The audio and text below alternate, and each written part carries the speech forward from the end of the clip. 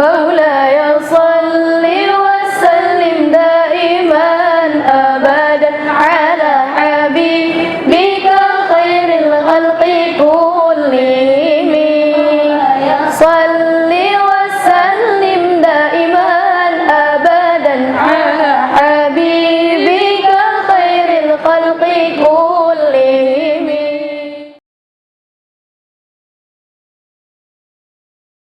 أعوذ بالله من الشيطان الرجيم.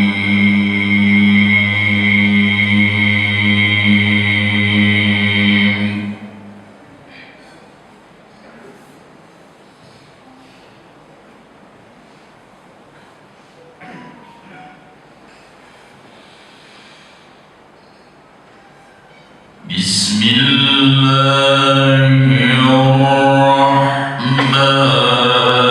الرحيم.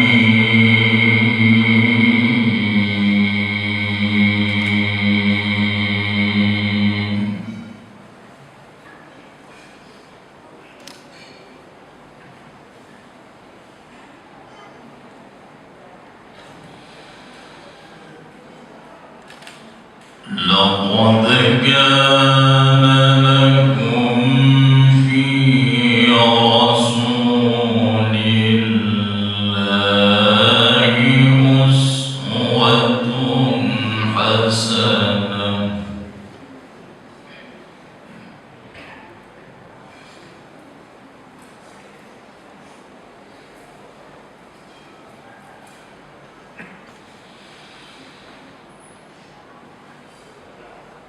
أسوة حسنة لمن كان يرجو الله واليوم الآخر.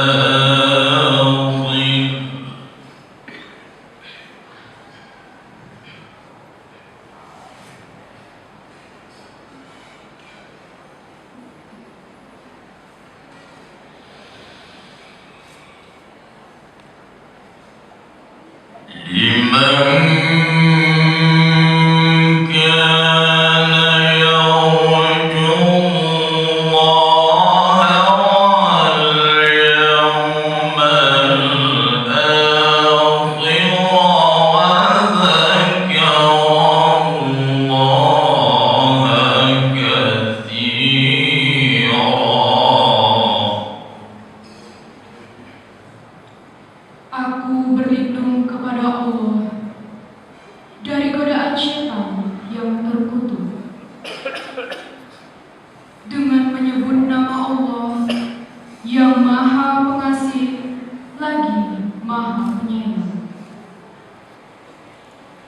Sungguh telah ada bagi kalian wahai orang-orang yang beriman pada perkataan Rasulullah Shallallahu Alaihi Wasallam, perbuatannya dan keadaannya suri tauladan yang baik untuk kalian teladani.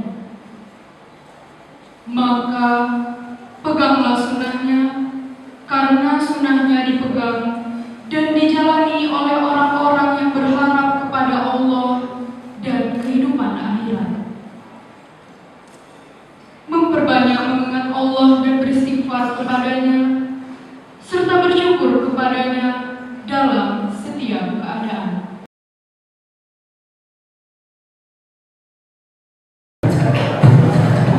Assalamualaikum. Assalamualaikum. Assalamualaikum. Assalamualaikum. Assalamualaikum warahmatullahi wabarakatuh.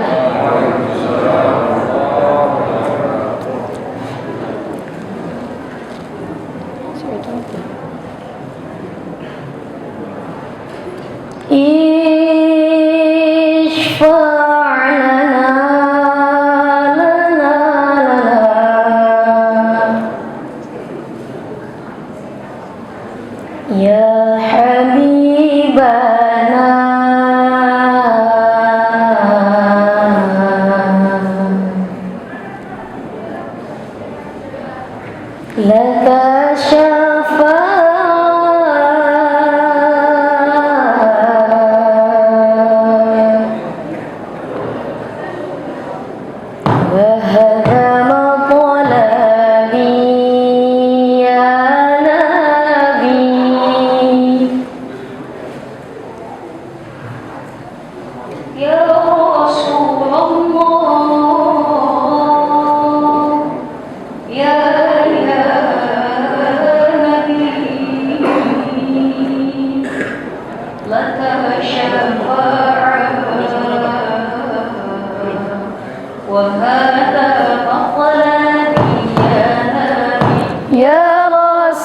الله يا نبي لك شفاعة وهذا مطلبي يا نبي يا رسول الله يا نبي لك شفاعة وهذا مطلبي يا نبي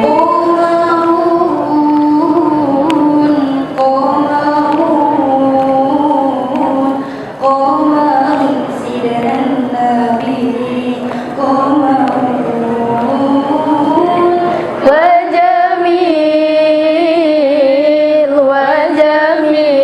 وجميل وجميل سيدنا النبي وجميل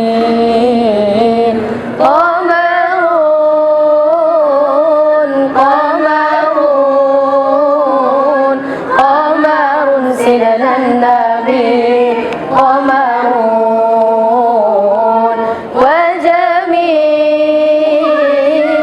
وجميل وجميل سيدنا النبي وجميل وكف المصطفى كالورد ناري الله الله حيضك إذا مست آياتي الله الله كف المصطفى كالورد ناري الله الله حيضك إذا مست آياتي الله الله وأمن ونوها كل العباد وأمن ونوها كل العباد وأمن ونوها كل العباد حبيب الله يا خير البراء يا بك يا رب العباد رجائي رجائي رضاك قصدي فاستجب لدعائي دعائي رحمك يا رب العباد رجائي ورضاك قصدي فاستجب لدعائي وحماك أبغي يا إلهي راجيا وحماك أبغي يا إلهي راجيا منك الرضا منك الرضا منك الرضا منك الرضا منك الرضا فاجد بولائي أنت المرتجى يوم الزحام اشفع لنا يا خير الأنام اشفع لنا يا حبيبنا لك شفاعة وهذا مطلبي يا نبي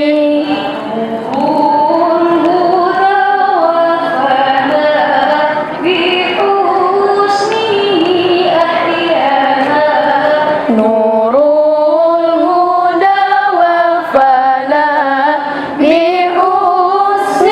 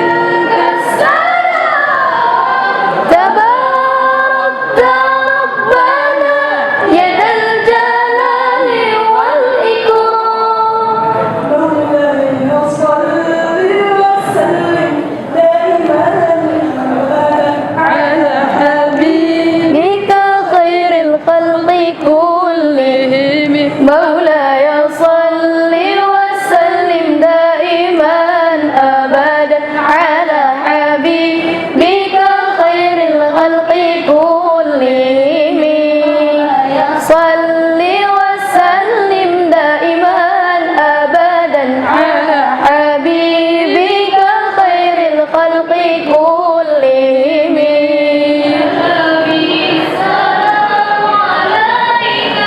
يا رسول سلام عليك يا حبيب سلام عليك صلوات الله عليك يا نبي سلام عليك يا رسول سلام عليك يا حبيب سلام عليك صلوات الله عليك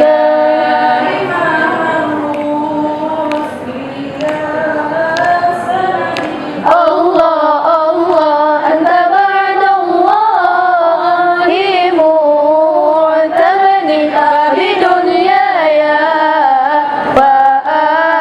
وآخرتي الله الله يا رسول الله معتمدي حبيب مروس يا سندي الله الله بعد الله معتمدي بدنياي وآخرتي الله الله رسول الله معتمدي صل على النبي وتبسم ده النبي تبسم وتبسم ده النبي تبسم اللهم صل عليه صل على النبي وتبسم ده النبي تبسم وتبسم ده النبي تبسم اللهم صل عليه يا محمد صل عليه شافع الأمة بذكر الرسول تشهد الأمة يا ربي بجاه النبي هذه الأمة يا ربي بجاه النبي هذه الأمة رسول الله حبيب الله showing me the way رسول الله حبيب الله I see your face You brighten up my day, and in my heart you stay.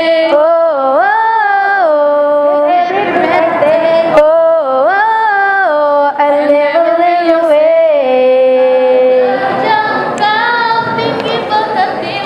Tidak tergambar indahnya akhlakmu, tidak terbalas segala jasamu. Sesungguhnya engkau Rasul mulia, tabahnya hatimu menempuh dugaan, mengetar arti kesabaran menjulang panji kemenangan, terukir namamu di dalam Al-Quran.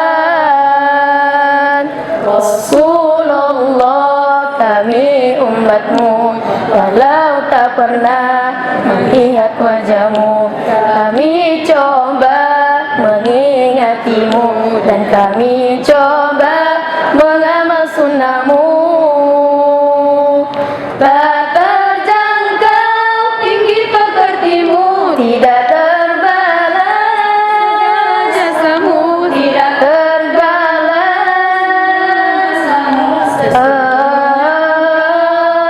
mulia banyak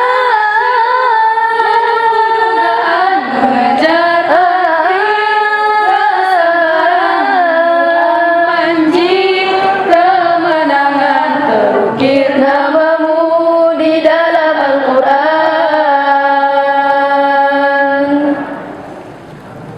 Selanjutnya, marilah sama-sama kita mendengarkan puisi. Kepada saudara kami, persilahkan.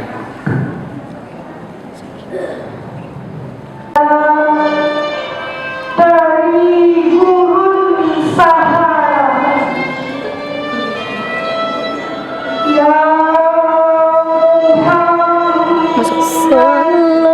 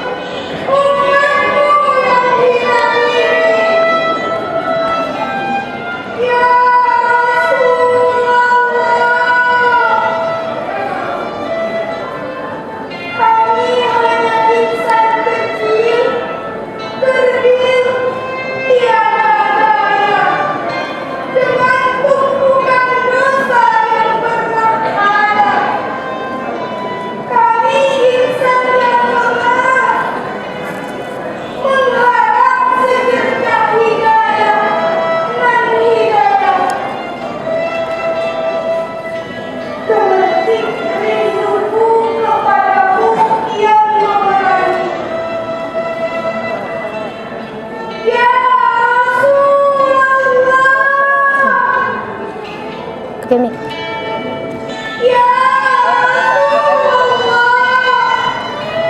Oke.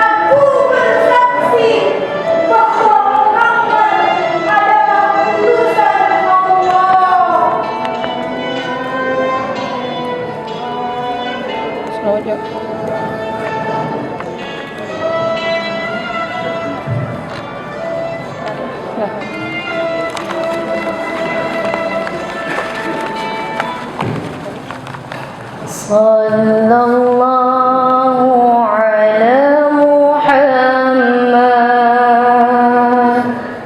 Sallallahu alaihi wasallam. Sallallahu ala Muhammad. Sallallahu alaihi wasallam. Sallallahu ala Muhammad.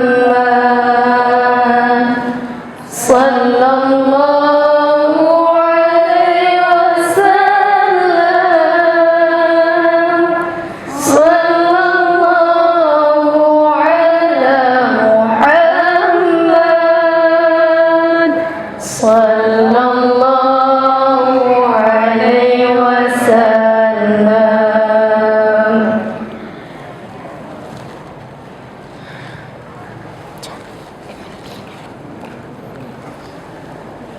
Assalamualaikum, kami beri salam penghafal Quran dunia akhirat. Assalamualaikum, kami beri salam penghafal Quran dunia akhirat. Assalamualaikum warahmatullahi wabarakatuh. Assalamualaikum warahmatullahi wabarakatuh. Allahu kafi, Rabbuna al-kafi, qasadna al-kafi, wajadna al-kafi, likulli kafi, كفانا الكافي فنعم الكافي.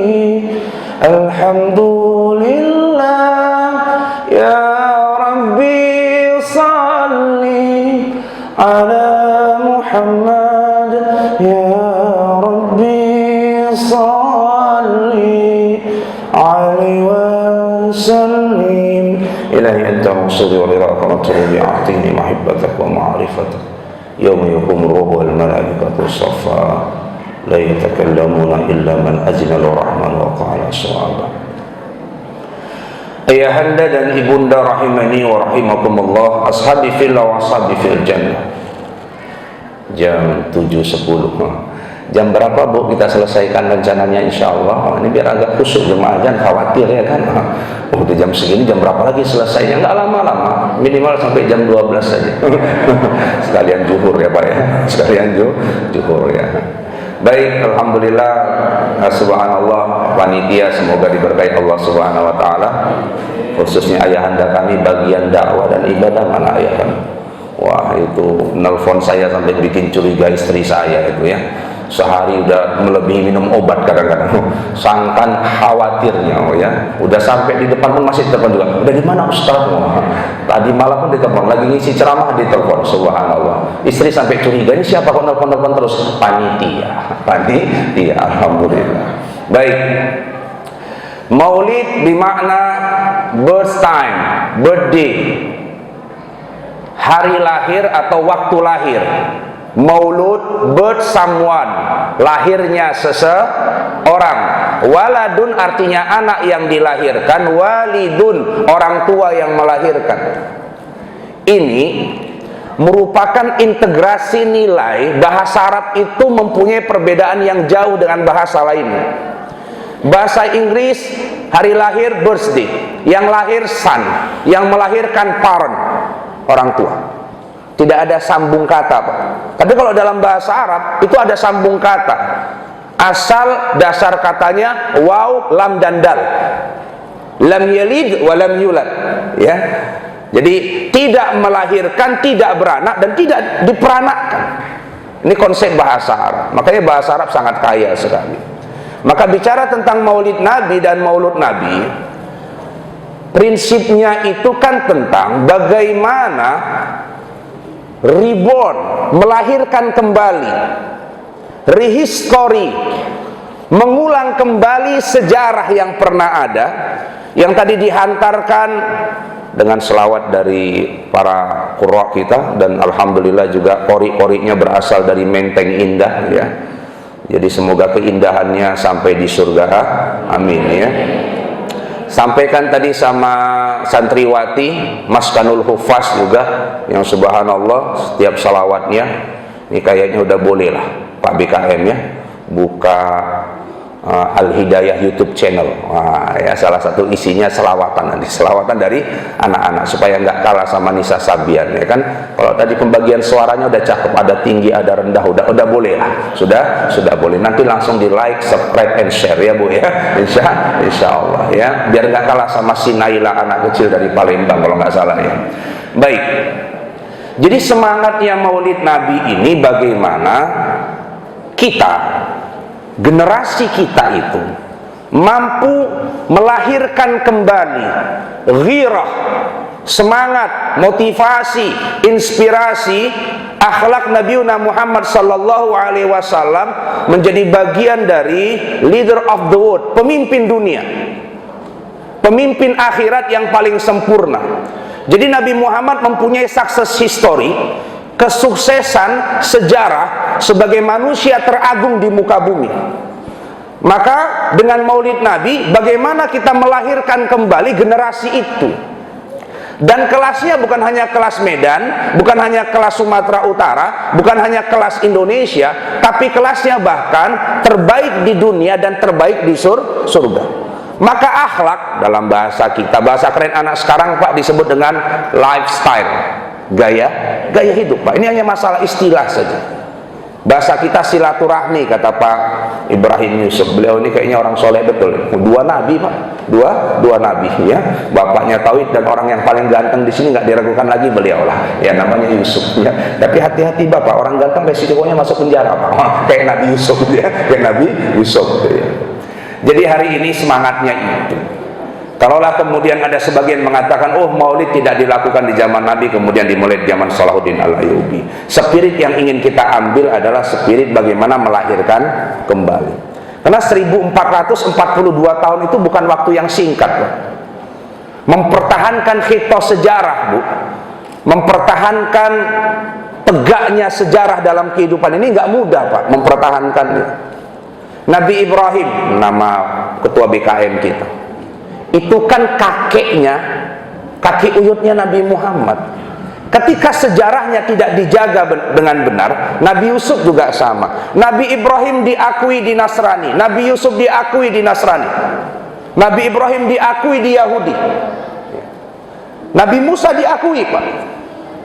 Kok Kok bisa-bisanya Nabi Ibrahim diidentifikasi sebagai agama Yahudi dan Nasrani? Ini kan kesalahan sejarah ini. Tidak bertahannya sejarah gitu. Maka ketika ILC kemarin, bagaimana Bung Karno yang mempunyai anak Sukmawati Soekarno Putri mengatakan di depan publish, tidak ada G30 SPKI itu, yang ada G30 STNI, semua diinisiasi sama TNI. Ini kalau nggak diluruskan bahaya nih Pak. Seolah-olah PKI nggak pernah ada di Indonesia. Padahal ini kan putusan TAP MPR 1966 dan sudah dieksekusi seluruh pimpinan PKI-nya dan dinyatakan bersalah secara persidangan dan dibubarkan partainya. Ini baru 75 tahun Indonesia merdeka. Anak kita dipaksa dengan sejarah yang salah, dibilang imamah menggunakan sorban kayak gini, radikal, menggunakan jubah radikal. Padahal di buku sejarah terlihat dengan pasti Pangeran Diponegoro berjubah ya berimamah, Imam Bonjol ya pakai jubah ya pakai sorban. Ibnu As-Sina, father of medicine, bapak kedokteran dunia, itu pakai sorban Pak. Al-Khawarizmi, father of algebra, bapak matematikanya dunia, itu ya pakai sorban deh. Subhanallah. Ini kan pelencengan sejarah. Tambah lagi kemarin dibilang hafiz Quran dan good looking. Wah, ini bisa kena semua ente ini. Ya, bisa kena semua ini, semua yang good looking dan hafiz Quran. Ini kan problem ini. Dan anehnya itu muncul dari lisan yang muslim dan mengidentifikasi dirinya sebagai menteri agama.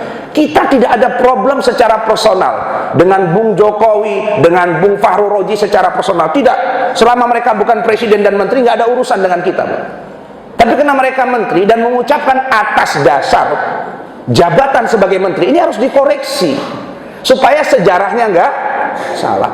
Turunnya Nabi besar Muhammad SAW di penghujung Khatamul Anbiya wal Mursalin meluruskan sejarah Nabi Ibrahim, dicatat di dalam surah Al-Imran 67, makana Ibrahim Yahudiyan wala Nasraniyan walakin hanifan muslima wa makana minal musyrikin. Tidaklah Nabi Muhammad itu, tidaklah Nabi Ibrahim itu Yahudi, tidaklah dia Nasrani, tidaklah dia musyrik, tapi dia adalah muslim yang lurus. Nabi Muhammad hadir itu untuk mengklarifikasi sejarah Nabi Ibrahim, agamanya Islam yang lurus. Nabi Isa nanti juga mengklarifikasi Pak. Di akhir zaman sebelum kiamat, maka dirutul Nabi Isa, diturunkan Nabi Isa untuk mengklarifikasi siapa dirinya. I'm not God, aku bukan Tuhan yang layak disembah, aku hanya Nabi. Bahasa Quran mengatakan Isa bin Maryam.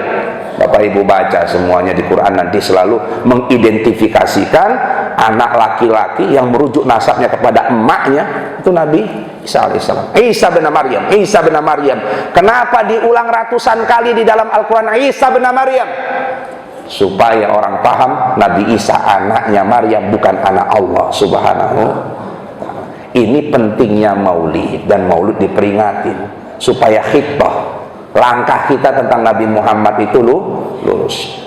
Tadi dibaca oleh Ustadz kita, qari kita di surah Al-Ahzab di ayat 21. A'udzubillahi minasyaitonir rajim. Bismillahirrahmanirrahim. Laqad kana lakum fi Rasulillah. Ini satu potongan ayat ini saja kalau kita bahas secara deep dan mendalam, ini luar biasa. Laqad kana lakum, sungguh telah ada untuk kamu sekalian. Jadi bahasanya Nabi Muhammad itu sebagai uswatun hasanah, the best role model, orang terbaik di muka bumi. Allah menggaransi bukan hanya untuk orang Arab. Kalau untuk orang Arab kan laqad kana lakumul arabiyyun. Kalau hanya untuk orang beriman, laqad kana lakumul mu'minun wal mu'minat. Kalau untuk orang Islam saja, laqad kana lakumul muslimun wal muslimat. Tapi Allah mengatakan laqad kana lakum, berarti untuk semua manusia. Apapun suku bangsanya, apapun agamanya, apakah dia raja, apakah dia ilmuwan, profesor, dan siapapun dia, tidak mungkin lebih keren dari Nabi Muhammad SAW. Ini jaminan Allah dan Rasulnya ini adalah orang yang paling mulia. Sekarang kita bertanya, apa ya iya Ustadz ada orang Hindu mengakui Nabi Muhammad orang terkeren di dunia? Apa ya iya Ustadz ada ilmuwan profesor-profesor yang mengakui eksistensi Nabi kita sebagai orang yang paling hebat di muka bumi? Ini kan pertanyaannya. Kalau nggak ada, ayat ini bermasalah. Kurang lebih begitu nih Pak kalimatnya, ya. Laqad kana lakum fi rasulillahi uswatun hasanah. Maka ketika kita bicara tentang bagaimana meneladani akhlak Rasulullah, lifestyle, gaya hidupnya Rasulullah, sunnah Rasulullah, sehingga menjadikan kita pribadi yang sukses dunianya, sukses akhiratnya.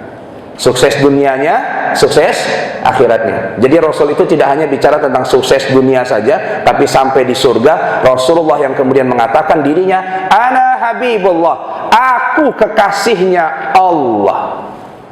Wa ana awwalu ma yaftahul babal jannah, dan aku adalah orang yang pertama kali membuka pintu surga. Kalau Nabi Muhammad nggak ketuk pintunya, malaikat penjaga surga nggak akan buka pintunya. Ini kerennya Nabi Muhammad sampai di surga. Maka ketika Nabi Muhammad mempunyai kesuksesan surga, nggak mungkin Nabi Muhammad nggak bisa sukses di dunia. Kalau Nabi Muhammad paling masyhur nanti di padang mahsyar, di antara miliaran manusia sejak zaman Nabi Adam sampai Nabi Isa alaihissalam dan semua umatnya, Nabi Muhammad lah orang yang paling, bahasa anak sekarang mungkin yang paling viral ya Bu ya, yang paling viral, yang paling banyak followersnya Nabi Muhammad SAW. Karena Nabi Nuh alaihissalam kurang lebih 800 tahun berdakwah, pengikutnya, umatnya, followersnya cuman 40 pasang, berarti 80 orang. 800 tahun berdakwah. Nabi Muhammad sekarang 1442, kurang lebih jumlah muslim yang masih ada dalam data populasi dunia 2,2 miliar. Nabi Muhammad nggak punya YouTube, Nabi Muhammad nggak punya Instagram, nggak punya Twitter, nggak punya Facebook. Betul nggak Bu? Nggak pernah masuk sebagai artis di televisi, tapi pengikutnya paling banyak. Tapi namanya paling viral. Nabi Muhammad nggak perlu semua media sosial itu. Selama 24 jam nama Nabi Muhammad nggak pernah terhenti di atas jagat raya dengan azan yang dikumandangkan dan waktu yang berbeda-beda. Muhammad, Muhammad, Muhammad, Muhammad, Muhammad, Muhammad, Muhammad. Maka Nabi Muhammad namanya tidak pernah berhenti selama 24 jam. Nggak ada artis dunia yang bertahan 100 tahun saja. Contohnya adik-adik nih. Adik-adik kenal namanya Elvis Presley? Nggak kenal kan? Nggak kenal Pak. Tahun 80, tahun 70 ada artis dunia namanya apa? Elvis Presley paling terkenal. Adik-adik kenal namanya Pele, pemain bola Pele? Nggak kenal kan? Nggak kenal. Padahal Pele tahun 80-an, baru 40 tahun sudah tidak dikenal dalam sejarah. Baru 40 tahun. Adik-adik kenal namanya Bilal bin Rabah?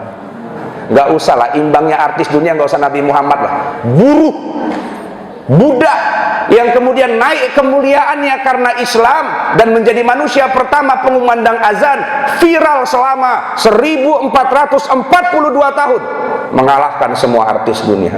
Ini baru budaknya Pak, belum nabinya Pak. Ibu-ibu kenal Siti Masyito? Kenal ya Bu ya? Siapa itu Bu? Tukang sisir Pak. Coba kita logikakan ya. Tukang sisir lawannya Raja Fir'aun. Walaupun raja dan penguasa dunia, Fir'aun ini termasuk raja paling keren di muka bumi. Karena kuburannya saja 7 keajaiban dunia. Jadi nggak ada rumah di sini yang lebih keren dari kuburannya Fir'aun. Ya, di dunia saya rasa nggak ada rumah yang lebih keren dari kuburan Firaun, karena kuburannya piramida 7 keajaiban dunia Pak Haji. Dan dia memberi subsidi kepada Mesir itu sehari paling sedikit 750 miliar minimal. Kalau nggak lagi corona, 50.000 orang yang berkunjung sehari ke piramida dalam rangka wisata, dan ongkos masuknya itu, tiket masuknya 1,5 juta per orang. Kalikan saja 50.000, bisa Bu? Agak payah ngitung Bu ya, jarang dapat duit banyak dari laki kayaknya ya, jarang kayaknya ya. Kalau agak banyak duitnya biasanya agak cepat deh itu ya kan, 1,5 juta kali 50.000, wah itu agak cepat dia, cuman karena jarang dapat banyak ya. Baik, jadi Fir'aun gitu-gitu Pak. Tadi saya diskusi sama ayahmu, subhanallah, ini the power of silaturahmi di Masjid Ustaz luar biasa. Subuh kita umumkan, asar selesai untuk namanya apa, granit kita ini. Wah, padahal cuman dari subuh ke asar. Setiap orang donatur tetap 100.000 per bulan, kurang lebih 160 orang ya, 160 orang. Terkumpullah setahun kurang lebih 500 sekian juta, itu setahun. Fir'aun Pak, sehari saja 750 miliar Pak. Padahal sudah mati Pak. Padahal sudah mati. Kalaulah Allah tidak menceritakan dengan jelas siapa Fir'aun di dalam Al-Quran, baca dalam surah Al-Qasas dan banyak kisah yang lain, jangan-jangan sejarah akan mencatat Nabi Musa itu radikal, Nabi Musa itu teroris, Nabi Musa itu pengkudeta kepemimpinan sah seorang Fir'aun. Betul nggak Pak kira-kira? Ini kisahnya 3000 tahun yang silam Pak Haji. Kalau sejarah ingin membelokkan, bisa saja, karena sampai sekarang Fir'aun masih mempunyai jasa terhadap Mesir, tapi faktanya tidak, karena Al-Quran sudah menulis ya, natlu alaika, kami telah sampaikan kepadamu bil haqqi, tentang kebenaran kisah Musa wa Fir'auna, dan Fir'aun yang zolim itu. Makanya sampai sekarang sekeren-keren gitu Fir'aun, ibu-ibu nggak mau punya anak namanya Abdul Fir'aun. Kira-kira mau nggak Bu? Agak mikir ibu tuh kan. Cuman kalau anaknya Siti Masito masih oke lah Ustaz. Saya cuma mau bilang gini loh Pak, sejarah iman itu tukang sisir lawan raja tetap menang tukang sisirnya selama beriman. Itu akhlak itu di situ.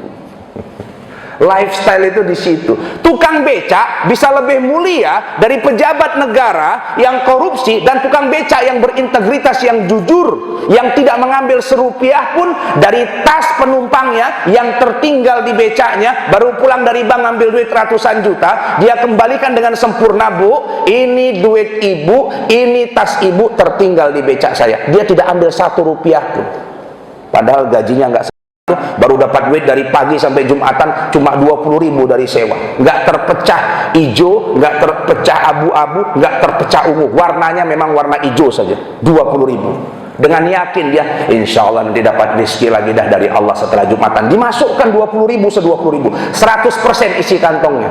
Tapi kan BKM mengira ada duit yang warna merah ini lebih mulia dari yang warna hijau punya tukang becak. Nggak bisa Pak, karena yang ngasih warna merah nggak semuanya isi kantongnya dimasukkan ke kota infak. Kalau semuanya satu perumahan ini sekali kurasa ratusan juta sekali Jumatan ya kan ya. Tapi tukang becak berani ngasih 100% dari kantongnya, atau mungkin 50%. Sementara para orang-orang yang mumawil, orang kaya yang mungkin kantongnya aja jutaan, saya rasa jaranglah mengeluarkan semua isi kantongnya, belum lagi ATM-nya Pak, belum lagi yang lain-lainnya.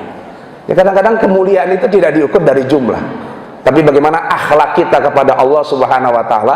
Give everything, memberikan semuanya. Sudah 7:30. Wah, ini agak-agak jantungan awak ceramah ini, karena belum sarapan lontong pula ya kan? Masih nyangkut-nyangkut kue ini aja ya. Baik. Jadi Bapak Ibu rahmat Allah Subhanahu wa taala, akhlak Rasulullah ini disebut dalam bahasa kekinian namanya emotional quotient. Emotional quotient, ada intellectual quotient, ada emotional quotient. Emotional quotient adalah kecerdasan emosional. 80% kunci sukses seseorang itu adalah emotional quotient. 20% adalah intellectual quotient, dan 100% adalah disebut dengan spiritual quotient, ya, kecerdasan spiritual. Maka akhlak Rasulullah sebagai bagian dari pribadi terbaik di muka bumi merupakan integrasi dari 3 kecerdasan ini. Ya, intelektualnya ya cerdas, disebut dengan fatahna. Emosionalnya cerdas, innama bu'istu liutammima makarimal akhlak. Ya, maka disampaikan dalam sebuah hadis, aqrabukum minni yaumal qiyamah. Orang yang paling dekat di antara kamu sekalian nanti di hari kiamat, kata Rasulullah apa?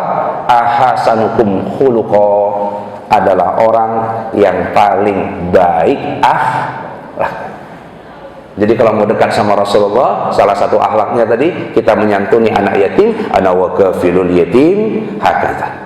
Aku dan orang yang menyantuni anak yatim, maka nanti di surga dekatnya seperti ini. Dan semoga Bapak Ibu yang tadi sudah bersedekah rupiah demi rupiah di atas kotak infak kita yang tersedia menjadi bagian orang-orang yang dekat dengan Rasulullah SAW nanti di surga. Amin. Berikut juga membana masjidan lillah banallahu baitan fil jannah. Siapa yang membangun masjid Allah di dunia karena Allah, ini yang sebelah kiri sudah ya. Makanya kok agak ongleng gini tadi badan ayahku tengok kan, karena yang sebelah sini belum selesai ya. Jadi harus sempurna ya, balancing, harus seimbang ya. Semoga siapapun yang bersedekah, pasirnya, batanya, semennya menjadi saksi. Insya Allah nanti Bapak Ibu dibangunkan istana di surga. Amin, amin ya rabbal alamin. Baik, kembali kita tentang akhlak Rasulullah. Jadi tadi kita bertanya, Ustadz, kenapa sekarang Presiden Emmanuel Macron, kemudian majalah Charlie Hebdo yang ada di Perancis, dekat itu Pak Haji, Perancis, persesuaian lewat Batang Kuis. Kita boleh cari seminar Macron di sana ya kan, kita kasih kue ini sama dia ya kan? Ini juga sama, kemarin ketua Dewan Dakwah bagian dakwahnya bilang, Ustadz bisa ceramah di Sydney kan? Oh jauh ke Sydney, mana itu? Sekitar Medan Geni. Oh berarti dekat Texas lah, teritorial sekitar Amplas, saya bilang kan. Nanti paling lewat Thailand, Tanjung Merawa, lewat Medan ya kan gitu ya. Subhanallah. Ada senior awak di sini rupanya, Bang Suhail. Bang Suhail ini senior saya di Muhammadiyah Yogyakarta ya. Dan kayaknya saya pernah kemari juga ke Bu Ihdina Marbun, ada beliau Bu Aja Ihdina dengan ayahanda kami. Kemarin saya pernah ngisi ceramah di rumah beliau, dan beliau juga berwakaf notaris lah ya.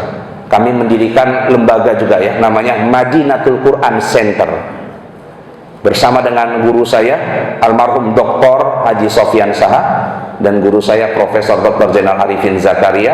Salah satu binaan tahfiz kami Bapak Ibu sekalian, santrinya paling banyak ya, santrinya paling banyak ya.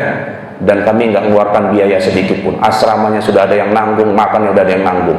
Di Rutan, Rumah Taman Al-Quran Tanjung Kusta.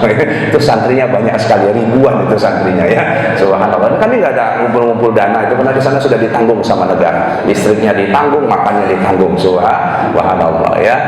Kita bina di sana sudah berjalan berapa tahun, dan alhamdulillah semoga jadi pahala buat Bu Ihdina sebagai salah satu penasihat. Kami bikin akta notarisnya di tempat beliau dan semuanya free ya, dan semoga jadi amal jariah. Jadi saya nggak jauh sebenarnya dari perumahan ini, lewat sering insya Allah, cuman diundang baru sekali ini, nggak tahu saya kok SKT kali kayaknya BKM sama saya ya.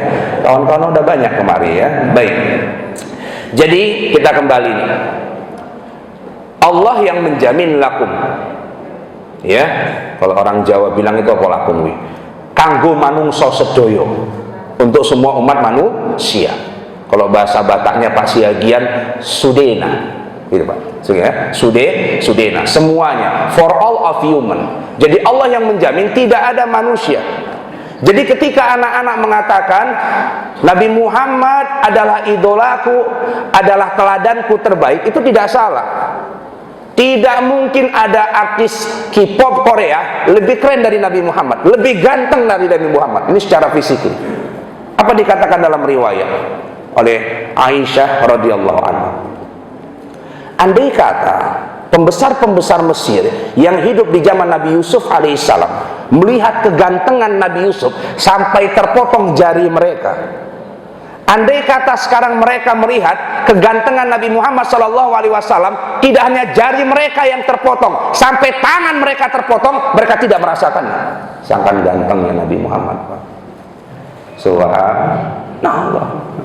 Jadi kalau cerita gantengnya Nabi Muhammad, nggak ada artis yang lebih ganteng dari Nabi Muhammad Sallallahu Alaihi Wasallam, yang wajahnya lebih indah dari purnama. Qamarun, itu kan bagian ekspresi lagu mengatakan Nabi Muhammad wajahnya lebih indah dari purnama gitu. Sangkan gantengnya. Ini secara kegantengan fisikly manusia. Jadi secara idola, kalau ada orang yang mengidolakan, ada orang merasa ada idolanya lebih ganteng, itu tidak mungkin lebih indah dari wajahnya Nabi Muhammad Sallallahu Alaihi Wasallam. Sekarang secara intelektual Ustaz, oh bagaimana secara keilmuan Ustaz? Apakah mungkin Nabi Muhammad diakui tokoh dunia? Buktinya di Prancis Nabi Muhammad dihinakan, bentuk karikaturnya begitu naif sekali. Seorang laki-laki tua Arab yang kemudian di pinggangnya semuanya bom Pak, seolah-olah Nabi Muhammad adalah bapak ya dan panglimanya teroris dan radikalisme. Ini kan penghinaan yang sangat kejam sekali. Kemudian ada yang mengatakan, Nabi Muhammad kan penyayang, lembut, ngapain kita boikot, ngapain kita marah? Nabi Muhammad dilempar saja pakai batu sama orang Taif sampai berdarah pelipisnya, darah sampai kaki, nggak pernah marah. Kok kita marah-marah? Ini kadang-kadang tidak tepat. Fikul maqal maqam wa fikul maqam maqal. Jadi setiap tartaan itu ada makomnya masing-masing. Setiap makom ada makol, ada tempatnya masing-masing. Jadi cerita dakwah Nabi 13 tahun di kota Mekah ini masih dakwahnya dakwah persuasif, Pak. Dakwah persuasif, masih dalam tahapan. Tapi pasca hijrah ke Madinah ya terjadi perang. Ya harus ada kedekasan. Maka ijma' ulama dalam buku Al-Qadiyat Asy-Syifa biTa'rif Hukukil Mustafa jilid kedua halaman 133, semua ulama yang disampaikan pendapat Malik Ibnu Anas, Al-Lais, Ahmad, Ishaq, mazhab Syafi'i, Abu Hanifah, Sufyan, As-Sauri, Al-Auza'i, apa dikatakan? Siapapun yang mencela Nabi Muhammad SAW hukumannya dibunuh pancung. Ini berlaku di Pakistan. Hukuman ini sudah dilegalisasikan di peraturan undang-undang di Pakistan. Ini pendapat ijma' ulama. Dalam rangka apa? Menjaga kemuliaan sejarah Nabi Muhammad. Kalaulah kita membiarkan Presiden Emmanuel Macron, Samuel Paty, seorang guru yang kemudian menunjukkan karikatur Nabi, majalah Charlie Hebdo bertahun-tahun sampai sekarang masih melakukan hal itu, dan kemudian kita tidak bersikap, maka akan ada 200 negara lain yang melakukan hal yang sama, membuat karikatur tentang Nabi Muhammad SAW, menghinakan Nabi kita, dan atas nama hak asasi manusia dan bebas berpendapat. Kita ngina presiden aja masuk penjara, Pak. Ngina presiden saja masuk presiden, Pak. Ya, ngina presiden saja masuk penjara. Ya. Ngina Ahok saja, ngina Ahok, Pak. Ngina siapa? Ahok. Ahmad Dhani itu kan masuk penjara gara-gara bilang itu. Semua penista agama, ya, layak mukanya diludahin, katanya. Cuma gitu doang, Pak. Padahal penista agama nggak muncul namanya Ahok. Cuman penggemar Ahok bilang apa? Oh, ini nginakan Ahok nih. Padahal secara general mengatakan siapapun penista agama, Al-Quran dan Islam itu layak mukanya diludahin. Masuk penjara, Pak, 2 tahun. Ahok, Pak. Sama-sama masuk penjara. Ini hebatnya polisi Indonesia. Jangankan Ahok, jangankan Ahmad Dhani, Nabi pun bisa ditangkapnya sama malaikat. Coba ya. Polisi Indonesia hebat. Malaikat Jibril, Pak, subhanallah, ditangkapnya tuh Lia Eden, Lia Eden ngaku malaikat Jibril, ya. Dan ada juga yang ngaku sebagai nabi. Ditemukanlah konfrontasi waktu BAP. Ini malaikat Jibril, ini nabi. Pernah nggak malaikat Jibril nyampaikan wahyu sama ente? Oh, nggak pernah.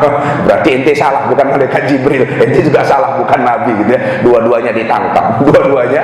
Itu hebatnya polisi Indonesia. Malaikat sama nabi aja bisa masuk penjara. Wah, subhanallah, ya. Jadi ini gambaran manusia saja, Pak. Kita saling menghina, namanya perbuatan tidak menyenangkan, kita bisa mengadukan ke polisi dan bisa ditangkap ini orang. Kok Nabi Muhammad dihina dan kita nggak boleh marah? Tindakan kita dalam rangka pemboikotan produk-produk Perancis. Alhamdulillah selamat. Kadang-kadang boikot Prancis rupanya di depan awak Aqua. Alhamdulillah sudah ini gua agak selamat kita, ya kan. Nah, itu polio. Alhamdulillah awak udah semangat, Allahu Akbar gitu. Rupanya kok Aqua pula di depan, ini salah ini, ya. Jadi salah sama ceramahnya, nggak cocok gitu, ya. Udah keburu kebeli Ustaz, ya sudahlah, copot saja plastiknya. Jadi awak nggak merasa berdosa minumnya begitu, ya. Ini sudah fatwa ulama. Jadi bukan hanya penyampaian lisan para ustadz secara personal, tidak. MUI pusat menyatakan, ya. Ulama kita kan Majelis Ulama Indonesia, bukan Ali Mukhtar Ngabalin, kan begitu. Kalau dia menolak ya urusan dia, ya. Tapi kita ngikut namanya ulama, ya. Ulama mengatakan boikot. Majelis Ulama Indonesia, pimpinan pusat Indonesia sudah menyikapi itu dengan tegas. Maka kita tinggal sami'na wa ta'ala. Baik, jadi sekarang begini, sejarahnya secara keilmuan. Pada tahun 1525, Perancis masih memulai kerajaannya. Raja Perancis pertama pada abad 15, 1525 pernah mengajukan surat permohonan pertolongan bantuan militer kepada dinasti Islamiyah, dinasti Utsmaniyah Turki Utsmani, Sultan Sulaiman Al-Qanuni, cicit dari Muhammad Al-Fatih. Itu tahun 1525. Ini supaya secara argumentatif. Jadi dikatakan lam yakunil ladzina kafaru min ahlil kitabi wal musyrikina munfakina hatta ta'tiyahumul bayyinah. Itu orang kafir, ahlul kitab, orang musyrik tidak pernah akan pindah ke agama Islam kecuali sampai kepada mereka bukti yang nyata. Bukti yang nyata apa? Rasulun minallah. Rasul itu bukti yang nyata. Yatlu alaihi suhufan mutahharah, kemudian menyampaikan Al-Qur'an. Jadi Nabi dan Rasul itu adalah argumentasi yang cukup kuat. Ya, kita harus punya argumentasi yang cukup kuat mengatakan tentang keislaman ini supaya orang-orang di luar Islam, Dr. Yahya Waluni masuk Islam, Deddy Corbuzier masuk Islam, karena mereka menemukan bukti yang nyata dari kebenaran Islam ini. Kalau nggak mungkin mereka masuk Islam, ngapain pula masuk Islam? Muhammad Ali masuk Islam, Mike Tyson masuk Islam, Frankie Sialatua masuk Islam. Nggak mungkin mereka masuk Islam. Profesor Dr. William Brown ahli biologi, Profesor Kodil Maoliari ahli syarat, Profesor Dmitri Bolikov ahli fisikawan dari Ukraina, profesor banyak profesor di dunia masuk Islam. Profesor Maurice Buchel peneliti Firaun masuk Islam. Ya. Karena Islam ini adalah kebenaran yang nyata. Tadi disampaikan sama Ustadz kita, MC kita, walladzi arsala rasulahu bil huda wa dinil haq liyuzhiru 'ala dini kulli wa kafa billahi syahida. Ada dalam surah At-Taubah, surah Al-Fat, ada surah As-Saff. Ya. Walau karihal musyrikun. Jadi ada versi walau karihal musyrikun, ada versi wa kafa billahi syahida. Allah pasti akan memenangkan Rasulnya, memenangkan Al-Huda, yaitu Qur'annya, memenangkan dinil haq, yaitu Islam. Walaupun orang musyrik nggak suka, tetap saja Islam pasti juara, Rasul pasti juara, Al-Quran pasti juara. Ini janji dan garansi Allah. Maka hari ini lihat sejarah Perancis, Raja Perancis pertama pernah minta tolong sama kerajaan Islam pada masa itu. Kok sekarang Perancis sombong kali sama Islam? Makanya kita harus tahu sejarah. Kapan diketahui cerita ini Ustadz? Waktu Nicolas Sarkozy, presiden sebelum Emmanuel Macron tahun 2010 berkunjung ke Turki dengan gagah dan sombongnya sebagai pemimpin G20, dan Turki adalah bagian dari anggotanya. Datang dengan sombong. Apa kata Presiden Tayyip Erdogan? Cari di berangkas ya berkas tentang di Museum Turki tentang permintaan tolong Raja Prancis pertama kepada Sultan Sulaiman Al-Qanuni. Maka salinan itu Pak ditunjukkan sama Nicolas Sarkozy. Nicolas Sarkozy terdiam ini.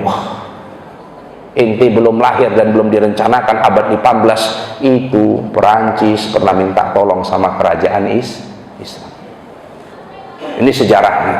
Jadi kalau sekarang kita melihat, oh kayaknya kecil Islam, kita harus rehistory, mengulang kembali sejarah besar Islam. Pada tahun 1972, tahun berapa Pak? 1972. Berarti tahun berapa itu? 42 tahun yang lalu. 42 tahun yang lalu. Bapak Ibu bisa merujuk referensi. Ada ratusan buku. Kalau sama buku kecil saya rasa sudah ribuan buku. Selama 1442 tahun ilmuwan barat menulis tentang siapa Nabi besar Muhammad sallallahu alaihi wasallam. Ribuan buku.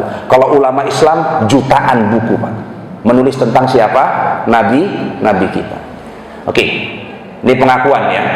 Salah satu contoh, The Quran. Ini judulnya adalah Al-Quran. Siapa yang menulis? George Sale. Kapan ditulis? Abad 18, 1860. Dia katakan tidak ada buku yang lebih keren dari Al-Quran dan pembawanya Nabi Muhammad SAW. Tidak ada buku di dunia yang mampu dihafal secara sempurna kecuali Al-Quran. Bahkan seorang profesor sekalipun yang menulis bukunya sendiri, dia tidak pernah hafal buku yang dia tulis. Betul nggak Pak?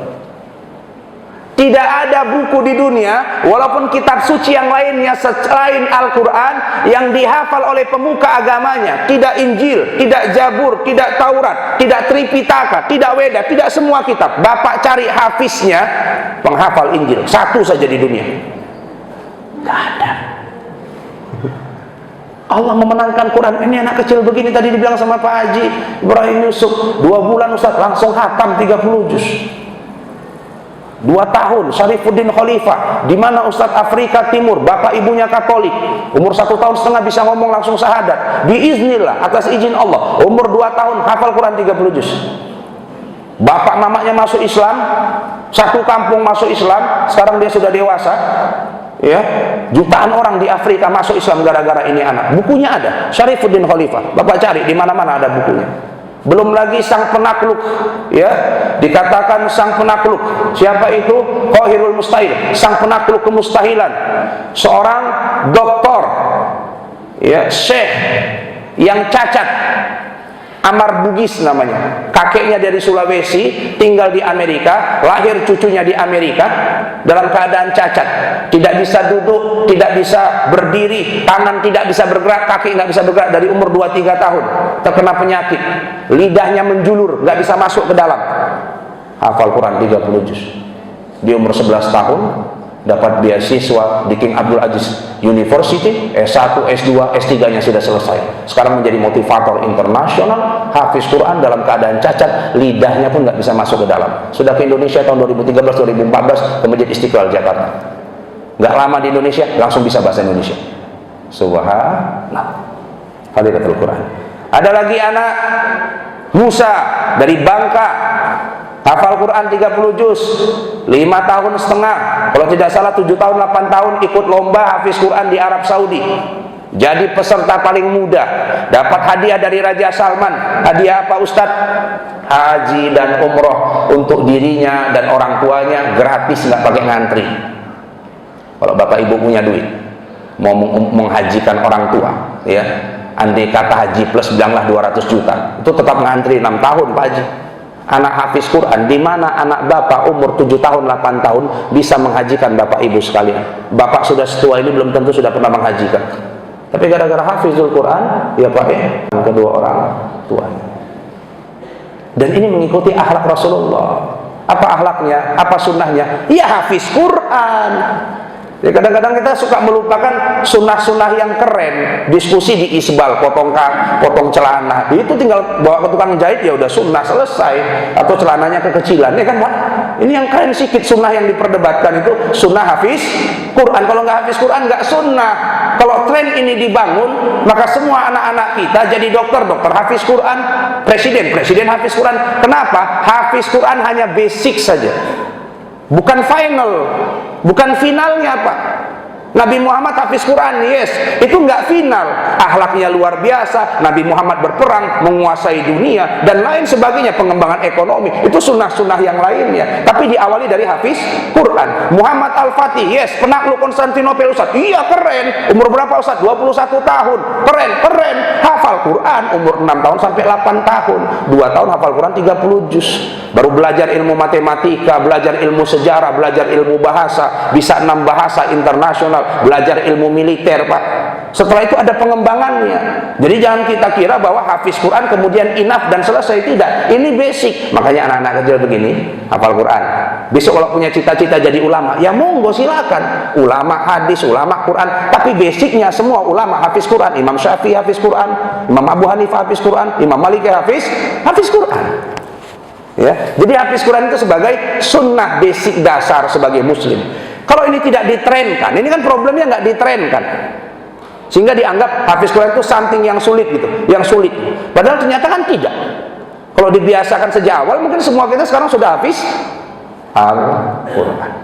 Ya, jadi hari ini akhlak Rasulullah ditulis dalam banyak buku, dan tadi buku yang paling famous, yang paling terkenal dan mudah mendapatkannya, sampai sekarang masih dijual dan sudah dibahasakan Indonesia dan beberapa bahasa-bahasa internasional lainnya, ditulis oleh profesor di bidang antropolog, profesor di bidang sejarah, melakukan observasi penelitian selama 20 tahun sebelum akhirnya dia menuliskan buku itu di tahun 1972, 42 tahun yang silam. The 100 Ranking of the Most Influential Person in History by Michael Hart. Jadi profesor sejarah dari mana Ustaz? Dari New York, Amerika. Agamanya Nasrani, ya, ilmuwan seorang profesor. Ini untuk membuktikan kemukjizatan ayat Quran tadi itu loh Pak. Ya. Allah sudah menjamin laqad kana lakum. Maka pasca kematian Rasulullah hadir pengakuan-pengakuan ilmuwan-ilmuwan dunia tentang siapa nabi kita, tentang siapa hebatnya nabi kita. Maka setelah 20 tahun dia simpulkan siapa 100 tokoh paling hebat di dunia. Menurut yang dia tulis, bukunya 42 tahun, sampai sekarang bukunya belum direvisi. Nomor 1 masih Nabi Muhammad. Nomor 1 Nabi Muhammad. Nomor 2 siapa? Ustadz ahli fisikawan dunia namanya Isaac Newton. Jadi Nabi Muhammad paling keren di muka bumi, bukan hanya di antara para tokoh agama, tidak. Ini nomor 2 ahli fisika. Nomor 3 Nabi Isa alaihissalam, Yesus bagi agama sebelah. Nomor 4 adalah Siddhartha Gautama, pembawa agama Buddha. Nomor 5 adalah Konghucu, pembawa agama Konghucu. Nomor 6 adalah Santo Paulus, penyebar agama Kristen. Nomor 7 adalah Ceylon, penemu kertas. Galileo Galilei. Nomor 10 Albert Einstein, orang tercerdas di muka bumi. Ya, itu di bawah Nabi Muhammad, urutan ke-10, Pak. Jadi sunnah Nabi dan akhlak Nabi itu be number 1. Jadi nomor 1. Jadi presiden the best of the world, terbaik di muka bumi, berani terhadap semua kezoliman. Makanya terkenal jadinya Tayyip Erdogan, Pak. The most is our barak, apa dia bilang? Masjid adalah markas besarnya penduduk Turki, bukan markas besar TNI dan Polri, dia bilang, Pak. Selama orang masih ke masjid, maka Turki akan berdiri kokoh. Selama orang-orang masih ke masjid. Ini udah bener nih, bikin acara maulidannya subuhan. Karena dikatakan Buya Hamka, kalau mau melihat orang beriman, lihat waktu subuhnya. Kalau mau melihat orang Islam, lihat waktu PSDS-nya, persatuan sholat dalam setahun, Idul Adha dan Idul Fitrinya. Wah, Islam lah itu, Pak. Islam. Cuman kalau mau lihat orang beriman, lihat sholat subuh. Wah, subhanallah. Ya, jadi kita sudah giat dengan subuhnya, dan ini bagian dari sunnah Rasulullah. Dan kita sudah menjadi orang terkaya di muka bumi pagi hari ini. Sholat sunat fajar sebelum sholat subuh, dan itu sunnah. Dan mari kita membiasakan 1 hari 1 sunnah, one day one sunnah, one day one sunnah. Kenapa Nabi Muhammad dikatakan sebagai orang paling hebat di muka bumi dan berpengaruh, dikatakan Michael Hart? Cuma dia orang yang tersukses di muka bumi dalam bidang sekuler dunianya dan dalam bidang keagamaannya, nggak ada yang lain. Dan bertahan selama 1400 tahun lamanya. Kalaulah Thomas Charlie mendapat Nobel dari filosof Inggris, mengatakan dalam buku yang lain, Hero or Heroship, dikatakan apa? Kalaulah Muhammad itu berdusta dan Al-Quran itu sebuah kebohongan, tidak ada dusta dan kebohongan yang bertahan lebih dari 1000 tahun. Mana orang bisa berdusta 1000 tahun, Pak? Bung Karno 26 tahun dia bohongi rakyat ini, dia penjara siapa penentang PKI. Akhirnya dia dijatuhkan, Pak. Bung Harto naik, ya, Orde Baru, terjadi penyelewengan 32 tahun, selesai, Pak, dikudeta, Pak. Nggak ada kedustaan yang bertahan lebih dari 100 tahun aja nggak ada, Pak. Jangankan 1000 tahun. Jadi kalau memang Nabi Muhammad berdusta, nggak mungkin bertahan selama 1000 tahun kedustaannya, dan pengikutnya banyak. Masa orang berdusta pengikutnya banyak? Sampai miliaran orang. Masa dia bisa menipu miliaran manusia? Nggak mungkin ada miliaran manusia bisa ditipu ke dalam kebohongan. Pasti yang dia bawa adalah kebenaran. Maka Sejad Bernatso, ahli sejarah dari Yahudi, menulis dalam buku yang lain, The Genuine Islam, Islam yang asli. Apa dia katakan? Andai ada pemimpin dunia hari ini, dan dunia dipimpin hanya oleh 1 orang saja, maka dikatakan Nabi Muhammad, nabinya orang Islam, ketika menjadi pemimpin dunia satu-satunya, maka semua dunia akan dalam keadaan aman dan sentosa. Itu yang ngomong adalah sejarawan Yahudi dalam buku The Genuine Islam. Ini resikonya gara-gara ceramahnya di Sydney sama Texas, Pak. Jadi pakai bahasa Inggris. Namanya ceramahnya di Sydney, ini ceramah internasional, by English, by Arabic. Wah, resikonya Pak Ibrahim bayarnya pakai dolar atau pakai rial ini, Pak, begitu ya. Baik, Bapak Ibu, ini pengakuan ilmuwan dunia. Bung Karno waktu hidup berziarah ke makam Nabi Muhammad. Bung Karno punya jasa terhadap wisata cagar budaya makamnya Imam Bukhari. Ya, waktu presiden Rusia pada saat itu memintanya berkunjung untuk ke Rusia, dia bilang, saya mau berkunjung asal engkau telah menemukan makamnya Imam Bukhari. Itu merupakan pahala dari Bung Karno, ya. Jadi sampai sekarang kalau kita jalan wisata lintas Eropa termasuk ke Rusia, kita akan dibawa ke Bukhara, itu dibangun itu kereta api oleh Presiden Rusia pada masa itu, karena Soekarno bilang setelah ketemu kamu saya akan berziarah ke makam imam hadis terbesar dalam sejarah, yaitu Imam Bukhari. Sama ketika berziarah ke makam Nabi Muhammad, itu dari pintu masuk ke makam Nabi, Bung Karno itu jalannya pakai lutut, Pak. Jalannya pakai apa, Pak? Pakai lutut, Pak. Kan bingung orang Arab kok jalan pakai lutut. Kita di Indonesia, raja saja kita datangi pakai lutut, sangkan terhormatnya raja itu. Ini manusia termulia di dunia, tidak ada yang lebih mulia dari dia. Jangankan pakai lutut, kalau bisa merangkak, Pak. Sangkan dia mengidolakan Nabi. Loh, kok ya bisa-bisa anaknya membandingkan Nabi Muhammad dengan Bung Karno itu piye, ya kan? Jadi Sukmawati pertama ya Pak, ini batal secara intelektual. Dia bukan ilmuwan dunia. Dia tidak punya buku sejarah tentang tokoh-tokoh dunia yang dia tulis dan dia bisa membandingkan itu. Ya. Kemudian dia bukan seorang yang layak gitu, berbicara pada kapasitas di mana bapaknya sendiri Bung Karno tidak masuk dari 100 tokoh terhebat di dunia. Nggak ada nama Bung Karno di sana, Pak. Jadi kalau mau sejajar sama Nabi, kalau orang Jakarta bilang mukelu jauh, mukelu jauh, ada aja nggak ada namanya Pak di sana. Kok mau dibandingkan sama orang yang juara satu, Pak? Fir'aun ada, Pak. Fir'aun ada di 100 tokoh terhebat di dunia. Muhammad Al-Fatih ada, Umar bin Khattab ada, Nabi Musa ada, ya. Dan beberapa ilmuwan-ilmuwan lain, termasuk Thomas Alva Edison, penemu lampu, urutan ke-30 sekian kalau tidak salah dalam sejarah. Terus kenapa Nabi Muhammad menjadi orang paling hebat di muka bumi? Kan itu pertanyaannya, menurut tokoh dunia. Pertama, tidak ada daya pengaruh selama 24 hours, 24 jam dalam sejarah dunia yang diikuti oleh pengikutnya. Kita tahu bagaimana Nabi di kamar mandi. Adik-adik masuk kamar mandi kaki apa sayang? Ini udah sunnah, Pak. Bapak tahu instan masuknya pakai kaki apa? Nggak tahu. Di kamar mandi kira-kira bagaimana? Mana yang duluan disiram waktu mandi? Apa bacaannya? Itu diikuti miliaran orang selama ribuan tahun, Pak. Thomas Alva Edison penemu lampu. Sekarang orang lebih kenal Philip sama Hanok dibanding Thomas Alva Edison. Ya Bu ya. Hanok bergaransi harganya istimewa. Si Hanok orang itu kenal. Dan tidak ada orang ngidupin lampu pakai namanya Thomas Alva Edison. Bapak nggak bisa ajan nggak pakai Nabi Muhammad. Bapak nggak bisa syahadat menjadi orang Islam nggak nyebut nama Nabi Muhammad. Nggak bisa kita sholat kalau nggak bertasyahud asyhadu alla ilaha. Jadi Nabi Muhammad itu 24 jam lifestyle, gaya hidupnya, minhajul hayahnya diikuti. Bagaimana jadi seorang ayah terkeren di dunia? Nabi Muhammad punya itu.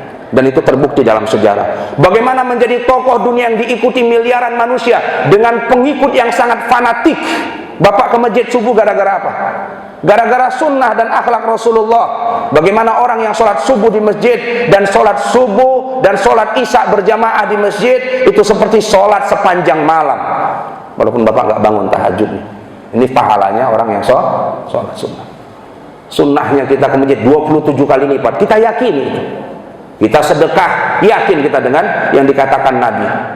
Kita bangun masjid, yakin dengan hadis Nabi mengatakan, oh bangun masjid akan dibangunkan istana nanti di surga. Itu kan sunnah Nabi itu Pak, yakin. Muhammad Al-Fatih itu mengalahkan Konstantinopel, kerajaan Bizantium Timur yang tidak terkalah selama 1123 tahun, bentengnya tidak pernah tertembus. 1123 tahun tidak pernah ditembus oleh kerajaan manapun.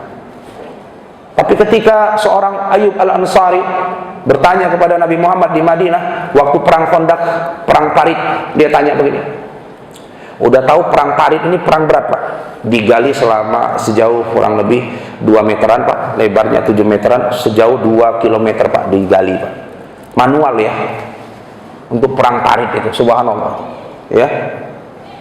Ini saja sudah sulit ngelawan Quraisy saja nggak kebayang gimana menangnya. Masa mau ngelawan Konstantinopel? Tapi namanya sahabat. Lagi ketemu Nabi, dia bilang apa? Nabi, ini masih mau perang Khandaq. Ditanya dia, kira-kira kita besok di masa yang akan datang, Romawi mana yang duluan kita kalahkan? Padahal mau ngelawan Quraisy saja belum tentu menang.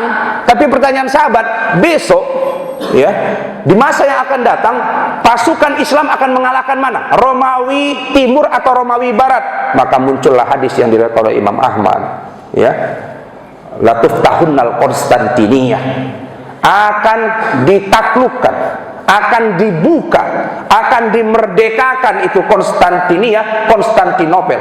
Fala ni'mal amir amiruha, fala ni'mal jais jalikal jais. Sunnah Nabi mengatakan pemimpin raja sultan itu sultan terbaik. Pasukan yang terbaik. Ini menjadi sunnah. Rebutan para sahabat sejak Yazid bin Muawiyah ingin mempraktekkan sunnah Nabi ini, mengalahkan Konstantinopel. Enggak kalah, Pak. Masuk kakeknya Muhammad Al-Fatih, enggak kalah. Masuk bapaknya, enggak kalah. Sampai ke Muhammad Al-Fatih.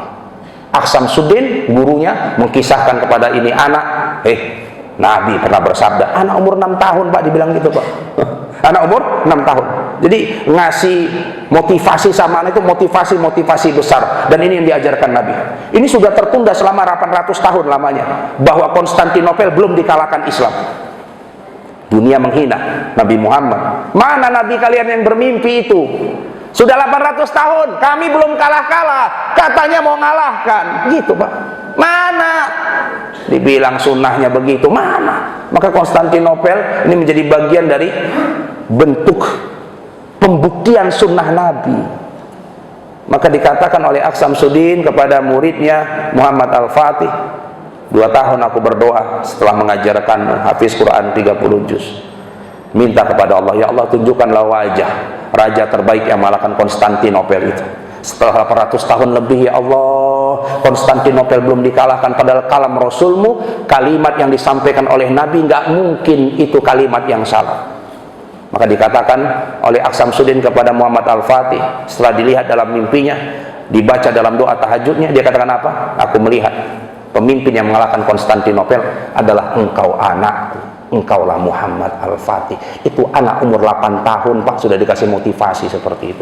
Setelah itu Muhammad Al-Fatih tidak pernah tinggal tahajudnya, karena dia akan menjadi pemimpin besar di masa yang akan datang. Nggak pernah tinggal sholat berjamaahnya, rawatibnya, Senin Kamisnya, karena dia mau jadi pemimpin besar yang menaklukkan Konstantinopel. Kalau dia tidak penuhin ini, maka nggak mungkin dia akan mengalahkan Konstantinopel. Singkat cerita, dia diangkat di umur 12 tahun sebagai sultan termuda di dunia. Ditanya oleh para menteri, apa program kerja sebagai seorang sultan muda umur 12 tahun mengalahkan Konstantinopel, anak umur 12 tahun, Pak. Ini generasi kenabian itu begitu, sunnah Nabi itu. Kita baru kuliah internasional itu udah bangganya minta ampun, padahal pulang ke Medan nggak lulus PNS pula itu, Pak Haji. Kacau sekali itu. Ini yang rusak pemerintahnya, bukan rusak pendidikannya. Masa udah beasiswa ke Inggris, beasiswa ke Al-Azhar Kairo, beasiswa kemana-mana, datang kemari, ya Allah nggak ada yang memberi penghargaan. Ada jalur khusus dong buat anak-anak beasiswa, kan Pak Haji, kan? Masa ikut PNS nggak lulus? Saya nggak yakin itu, ya. Soalnya bermasalah saya rasa ini, ya. Di singkat cerita, dia perbaiki semua militer, semua dana habis untuk militer, Pak. Marah menteri-menterinya, diturunkan umur 14 tahun, diangkat lagi umur 19 tahun. Dalam waktu 2 tahun, 19 tahun ke 21 tahun, ini anak, ya, bersikeras dan bergegas mempersiapkan pasukan, dan kemudian membuat meriam terbesar pertama di dunia. Meriamnya ada di Museum Kerajaan Inggris, Pak. Itu meriamnya Muhammad Al-Fatih, dibikin oleh si Durban, dibayar 4 kali lipat. Durban itu orang Hungaria, agamanya Nasrani, Pak. Ya, itu yang akhirnya meluluh lantakan bentengnya Konstantinopel. Sekarang jadi Istanbul, Turki. Oke, saya mau bilang begini, ini peperangan dengan sunnah Nabi yang dimulai dengan hari Jumat. Dimulainya hari Jumat, dimenangkan di hari Jumat 29 Mei 1453 Masehi, 1453 hari Jumat. Rabu 27 Mei dihentikan semua peperangan. 28-nya dikatakan Muhammad Al-Fatih, berhenti semua kita berperang, beristirahat sejenak. Semua pasukan dan pimpinan berpuasa sunnah Kamis. Berpuasa sunnah Kamis. Malamnya semua tahajud bersama, pasukan dan semua panglima perang termasuk dianya. Setelah tahajud lanjutkan peperangan. Belum sampai matahari terbit di Konstantinopel, Islam sudah memenangkan peperangan. Tapi dikatakan dalam sejarah, orang bilang, oh, Konstantinopel dikalahkan 29 Mei 1453 Hijriah. Tidak, kata ulama. Tidak, kata Muhammad Al-Fatih. Bukan tanggal ini dimenangkan Konstantinopel. Sejak Nabi Muhammad menyampaikan hadisnya, kita sudah menang. Apa-apa? Sejak Nabi Muhammad menyampaikan hadisnya, kita sudah menang. Kita hanya menjadi bagian dari sejarah, part of history, mengambil kebenaran hadis Nabi besar Muhammad sallallahu alaihi wasallam. Itu keimanan terhadap sunnah itu begitu, Pak. Ya, kalau kita nengok tadi subuh pakai matanya mata iman, oh, nggak mungkin ada yang tidur, Pak. Nggak mungkin ada yang tidur, Pak. Karena nengoknya nggak pakai kacamata iman. Nengoknya pakai kacamata dunia, makanya nggak lihat dia kekayaan lebih baik dari dunia dan seisinya. Bapak perlu melihat sesuatu dengan kacamata iman, dan itu sunnah Rasulullah. Nabi Muhammad bisa kasat melihat 825 tahun ke depan Konstantinopel akan dikalahkan. Itu nengoknya pakai kacamata iman, Pak. Betul nggak, Pak Haji? Kita cerita Isra Mi'raj, sampai sekarang belum ada keilmuan yang bisa membuktikan itu. Makanya Abu Bakar Siddiq keimanannya melebihi keimanan seluruh manusia di muka bumi. Karena sampai sekarang belum ada data ilmiah yang bisa membuktikan perjalanan satu malam menembus sampai Sidratul Muntaha. Belum ada, Pak. Lihatnya pakai kacamata apa? Iman. Kita sedekah pakai kacamata iman. Kita lihat begini, anak-anak gini pakai kacamata iman. Besok semua orang tuanya dapat mahkota di atas kepalanya. Khairum minad dunya wa ma fiha, itu perlu pakai kacamata iman. Dan itu sunnah. Kalau kita nengok pakai kacamata dunia, ya akhirnya kita merasa kita kalah. Sama seperti orang melihat Siti Masyitoh mati terbunuh di zamannya Firaun. Mati, kalah sama Firaun, kata orang, Pak. Tapi buktinya sekarang Siti Masyitoh dimenangkan. Sampai sekarang orang lebih bangga dengan nama Siti Masyitoh dibanding siapa bilang? Walaupun Buya Hamka dipenjarakan oleh Bung Karno karena menolak Nasakom pada masanya, dipenjara, Pak, 2 tahun 6 bulan, nggak pakai sidang, Pak. Tapi orang beriman selalu menang. Keluar penjara, selesai tafsirnya, tafsir Al-Azhar, malah mengucapkan terima kasih sama Bung Karno. Di ujung hayatnya Bung Karno minta Buya Hamka jadi imam saat dia meninggal dunia. Siapa yang menang? Iman. Ini sunnah Rasulullah. Ayatuhan nafsul mutmainnah irji'i ila rabbiki radiyatan mardiyah fadkhuli fi ibadi. Jadilah hambaku, jangan hamba jabatan. Jadilah hambaku, jangan hamba harta. Jadilah hambaku, jangan hamba nama besar. Jadilah hambaku saja, bukan karena ustadz ente terkenal, enggak. Jadilah hambaku saja. Makanya subhanalladzi asra bi abdihi, yang paling tinggi derajatnya adalah sebagai seorang hamba. Perjalanan Isra Mi'raj nggak pakai bin Muhammadin, tidak pakai nama Nabi Muhammad, tapi menjadi bagian dari bi abdi, dengan hambanya.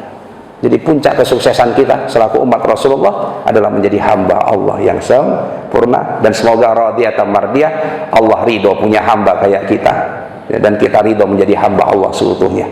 Ya, kita cinta kepada Rasulullah, dan semoga Rasulullah juga cinta sama kita.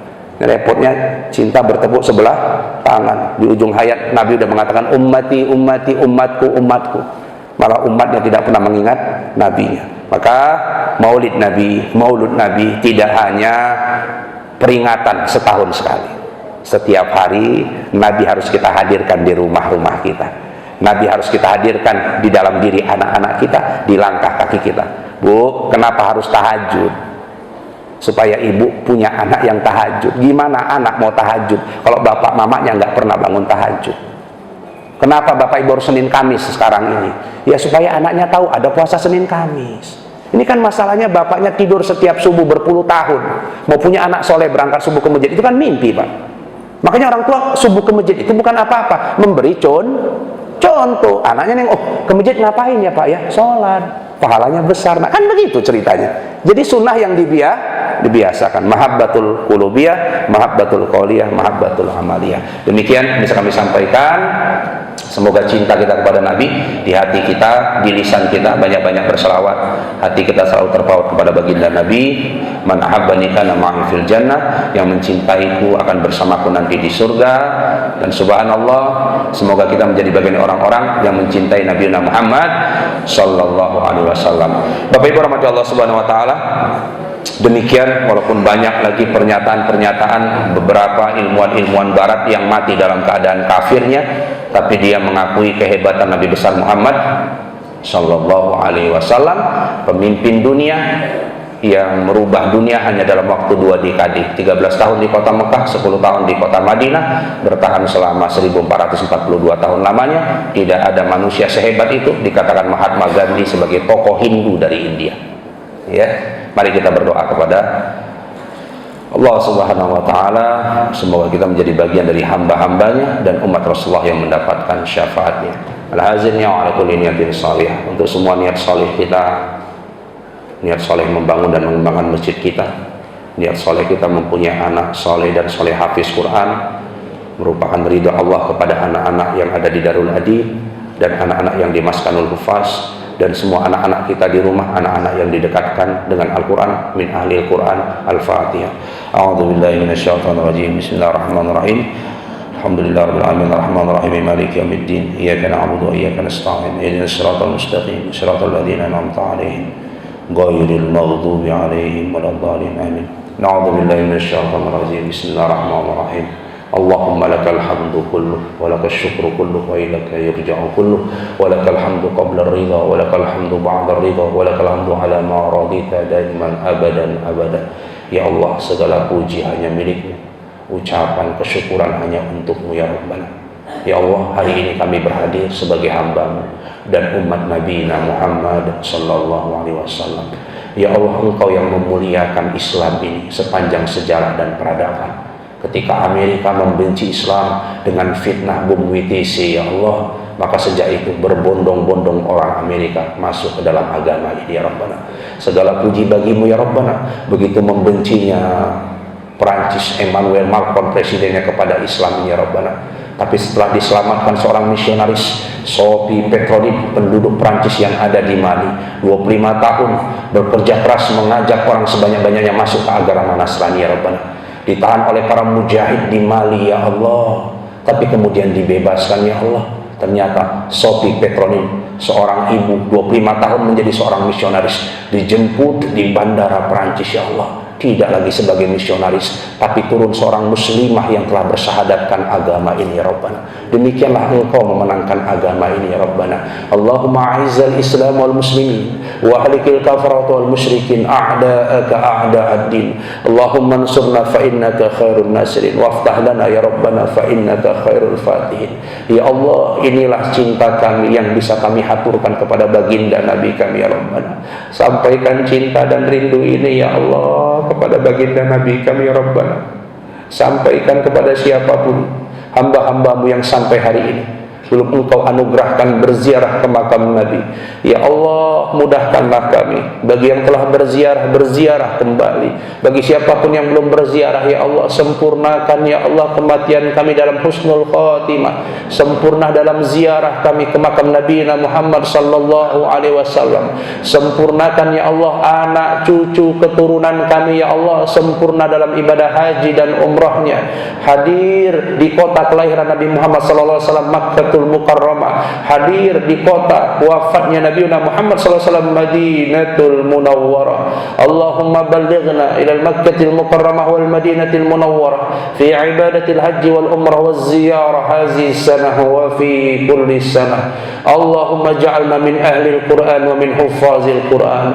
Ya Allah, mudahkanlah kami mengikuti sunnah Rasulullah, melahirkan generasi-generasi yang hafizul Quran. Jadi presiden-presiden lah, jenderal-jenderal lah, menteri-menteri lah, legislatif lah, hakim-hakim lah, pengusaha-pengusaha lah, apapun profesi anak-anak kami ya Allah, mudahkan mereka ya Allah untuk menjadi hafizul Quran ya Rabbana. Allahumma la tada' lana fi maqamin hadza dhanban illa ghafartah. Ya Allah, jangan Engkau biarkan ayah dan bunda kami yang datang dalam majlis ini membawa dosa kecuali pulang dari tempat ini Engkau ampuni semua dosa-dosanya. Wala maridan illa saqaitah, yang membawa penyakit ya Allah Engkau sembuhkan semua penyakitnya. Wala hamman illa farasta, yang mempunyai kesulitan di dalam hidupnya Rabbana, problematika di keluarga, susah jodohnya, susah anaknya, susah keturunannya, susah bisnisnya, dan apapun permasalahan dalam hidupnya Rabbana, dengan ridha-Mu dalam majlis ini ya Allah Engkau mudahkan semua urusannya. Wala dainan illa qadaitah, dan tiada hutang piutang ya Allah yang dimiliki oleh seluruh jemaah kecuali Engkau mudahkan untuk melunasinya. Wala musafir musafiran illa wasalta, yang datang dengan selamat ya Allah Engkau pulangkan dengan keselamatan pula.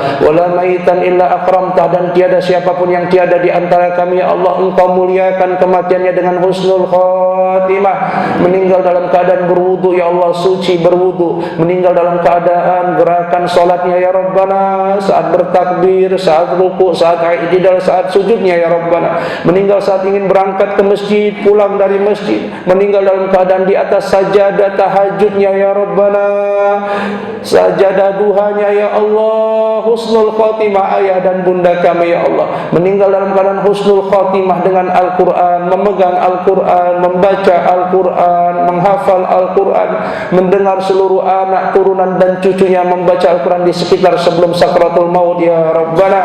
Wa fisyam, meninggal dalam keadaan puasa ya Allah, puasa Ramadan, sunnah Senin Kamis dan sunnah-sunnah yang lainnya, meninggal dalam keadaan sempurna jiswahnya, zakat, infak, sedekah dan wakafnya ya Rabbana, dan jadikan sedekah jariah ya Allah khususnya kepada para mumawil munfiqin yang ada di Masjid Al-Hidayah ini ya Rabbana.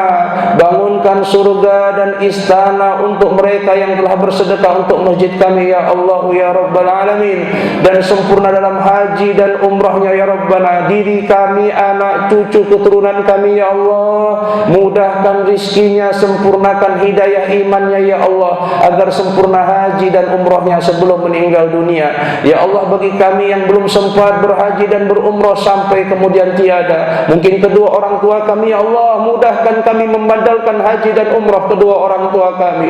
Demikian kiranya anak cucu generasi kami dapat membadalkan ya Allah haji dan umrah kedua orang tua, kakek dan neneknya ya Rabbana. Ya Allah, meninggal dalam keadaan yang sempurna dan husnul khatimah di hadapan Ka'bah ya Allah, meninggal dan sempurna ya Allah di Masjid Nabawi saat bersujud ya Allah, di lantai-lantai Masjid Al-Munawwarah, dan disolatkan oleh jutaan umat Islam di Makkah dan Madinah ya Rabbana. Wa ya qadiyal hajat wa ya rabbil ardi was samawat wa ya mujibad da'wat. Silakan ajukan doa masing-masing, minta kepada Allah doa terbaiknya dengan fadilah majlis ini ya Rabbana. Ya Allah, mudahkan anak hamba Divya Naira Rifa binti Muhammad Fadli Sudiro, Balkis Alisa El-Qur'ani binti Muhammad Fadli Sudiro, dan generasi-generasi berikutnya Allah menjadi hafizul Quran sebelum umur 10 tahun ya Rabbana. Demikian muliakan adik-adik kami ini ya Allah, anak-anak kami tercinta, santri dan santriwati dari Darul Hadid dan Maskanul Hufaz. Muliakan anak-anak cucu kami yang ada di rumah ya Allah, berikan hidayah kepada mereka ya Allah, untuk menjadi orang-orang yang dicintai Allah dan Rasulnya. Allahumma rzuqna bi ra'i wajhi Nabiina Muhammad sallallahu alaihi wasallam. Ya Allah, anugerahkanlah untuk kami ya Allah dapat melihat wajah baginda Nabi kami ya Allah. Di antara ribuan malam kami tertidur di usia kami ya Allah, tidak sekalipun kami melihat wajahnya. Ya Allah, anugerahkanlah kepada kami ya Allah kesalehan dalam ittiba sunnahnya yang istiqamah. Jauhkan dari segala maksiat ya Allah, sehingga kami bisa hadir untuk melihat wajah baginda Nabi kami di antara miliaran manusia di padang mahsyar, agar kami dapat mengenali mana pemberi syafaat kami ya Allah. Kami berikan tangan ini ya Allah dalam bermunajah, khususnya kepada semua orang tua kami yang berhadir ya Allah. Kami titipkan tangan mereka ya Allah adalah tangan yang akan digenggam Nabiuna Muhammad sallallahu alaihi wasallam di padang mahsyar, diarahkan jalannya menuju pintu surganya, diberi syafaat ya Allah, syafaatul uzma min nabina wa habibina wa syafi'ina wa zukhrina wa maulana Muhammad sallallahu alaihi wasallam. Rabbana taqabbal minna innaka antas samiul alim, tub alaina innaka antat tawwabur rahim. Rabbana atina fid dunya hasanah wa fil akhirati hasanah wa qina adzaban nar wa tawaffana ma'al abrar ya aziz ya ghaffar ya rabbal alamin. Walhamdulillahi rabbil alamin. Taqabbal Allah minkum. Ya Nabi salam alaika, ya Rasul salam alaika, Allah ya Habib salam alaika,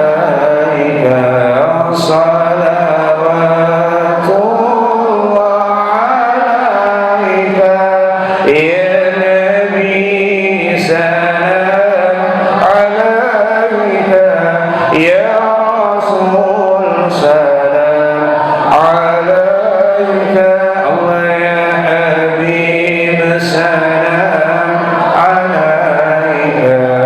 صلوات الله عليك صلوا على محمد. Kita tutup dengan doa puji subhanakallahumma wa bihamdika asyhadu an la ilaha illa anta astaghfiruka wa atubu ilaik. Al-'afwu minkum. Assalamu alaikum warahmatullahi wabarakatuh.